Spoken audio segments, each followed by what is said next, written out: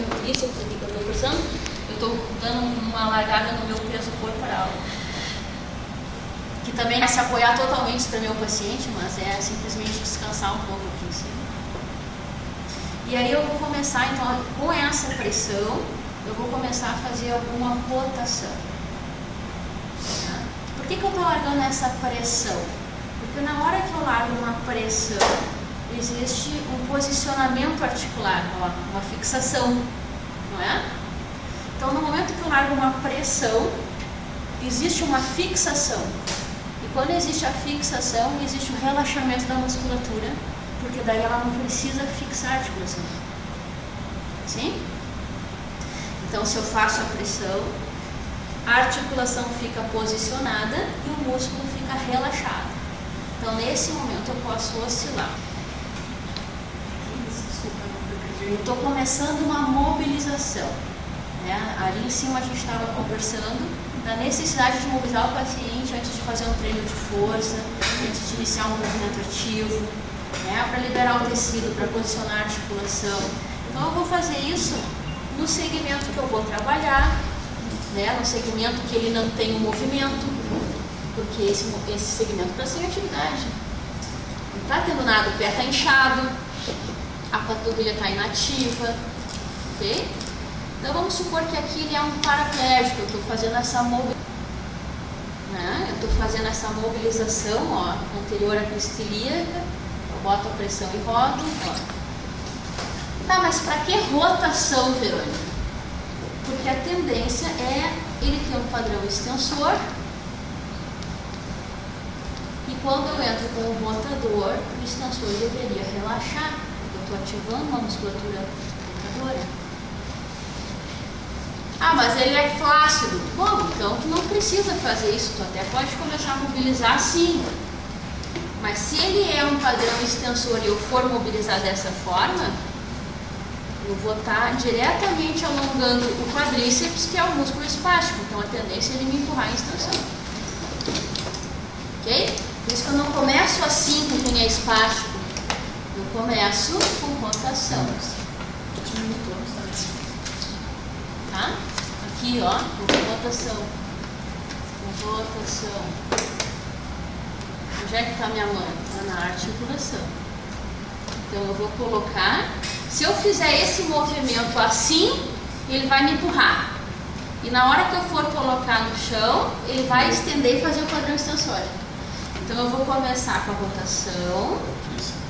E eu vou mobilizar com a rotação. E eu vou descer com a rotação. Daí ele não vai fazer o padrão extensório. Se ele for muito espástico, eu posso então inibir um dos pontos-chave, ou acionar, digamos assim, um dos pontos-chave que seria a base do ápice. O que é o ponto-chave? São pontos descritos pelo Bobat, onde o fisioterapeuta realiza uma pressão e essa pressão gera um alinhamento articular. E esse alinhamento articular diminui o tônus. No membro inferior, quais são os pontos-chave? Esses dois que eu mostrei para vocês, anterior ao joelho, anterior ao tornozelo. Na base do hálux, tá? Que seria a cabeça do primeiro metatarso. Anterior à crista ilíaca. Me falem por que eles são pontos-chave. Joelho, porque alinha joelho e acalma quadríceps, que é espaço. Tornozelo, porque alinha tornozelo e acalma panturrilha, que é espaço. Base do hálux, porque existe um reflexo que é de retirada, que quando eu faço um estímulo, como se fosse uma agulha no pé, né? No sistema nervoso é isso, não estou fincando ele nem nada, mas estou fazendo uma pressão, existe uma tendência de retirada, então eu estou inibindo o padrão extensor. Ah, mas é um alinhamento articular, não deixa de ser, né? Porque na hora que ele tem o pé em inversão e eu faço uma pressão no hálux, que é um dos grandes regentes do sistema nervoso no pé, assim como a língua é na cabeça, faço na cabeça do dedão é. Tá? Então eu estou fazendo uma pressão nele. anterior aos ombros, para inibir padrão espástico, principalmente flexor. Nos cotovelos, nos punhos, tá? Eles trazem também o polegar como sendo um ponto-chave, tá? Eu gosto muito de trabalhar o quinto dedo como ponto-chave, mas eu hoje escrevo bastante o polegar. A cabeça seria na base do occipital, que é ponto de inserção do trapézio, que gera extensor.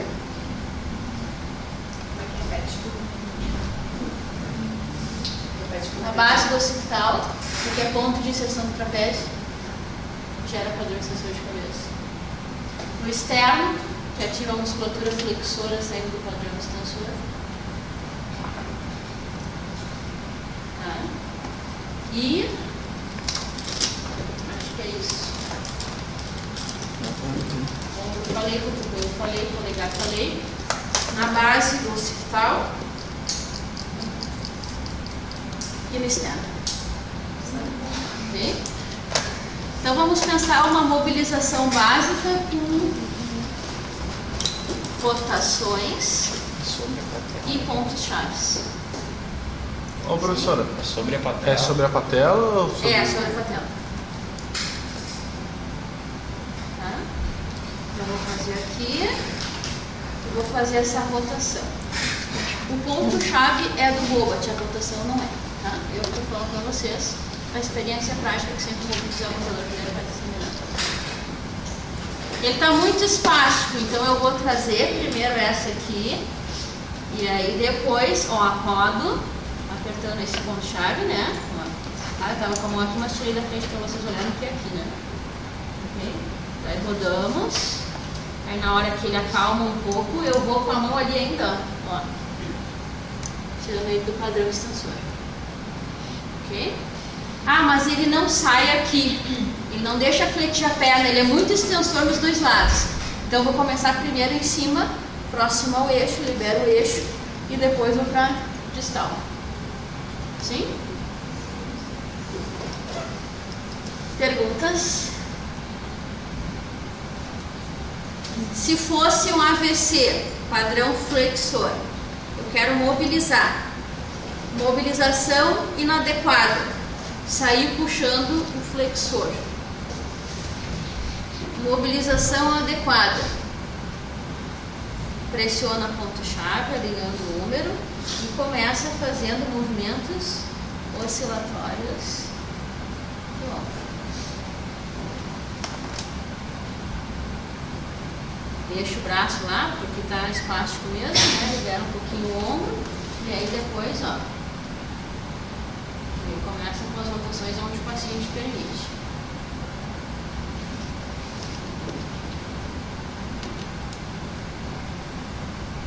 Isso é padrão diagonal? Não. Isso aqui são movimentos oscilatórios. Rotação interna, rotação externa. Rotação interna, rotação externa. Rotação interna, rotação externa. Movimentos oscilatórios. Vou até a porção onde ele me permitir. Estou pegando o músculo? Não. Então vocês também não vão pegar, né? Sentir que tem a limitação, bom, aqui eu vou trabalhar. Mas eu fui mobilizando com rotação.